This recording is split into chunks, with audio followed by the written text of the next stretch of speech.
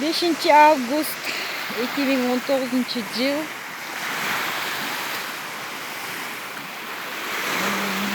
Bizim кереметті ысык көлүбүз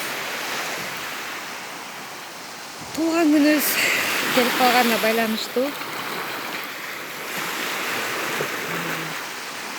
Жылына күнүмүн шатат болуп калган. Ысык көлгө кетип калабыз туулган болгондо. Баарыңар менен учурашуу алмакчымын. Азыр эртең саат 6-дан 48 мүнөт өттү. Ысык көл областынын Камчы айылы. Алыскы жана жакынкы көрүүчүлөрүм, саламатсыздарбы? Мурдайда мен ысык суугума чогуу күйүп жаңы чогуу көптөн бери келе жаткан жана ошондой эле жаңы кошулган көрүүчүлөрүм.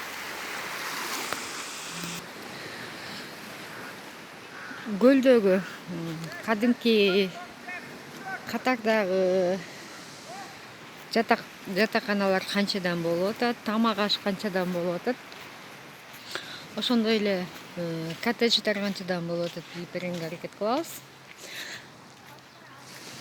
Баягы жашап аткан жериңди же болбосо бир коттеджди реклама кылуу эмес. Жалпы канча сом менен келип, канча сом менен жашап, канча сом менен эс алып кетсе болот. Ошого ориентир, ошого орусча айтканда обзор берип, балдарың менен келип ойноп кетсе болот экен. Балдарга площадкалар курулуптур. Мен башка айылдарына барып атам эле, Тамчыга келбегениме көп жыл болду. Бул жерде мындайлар жок эле.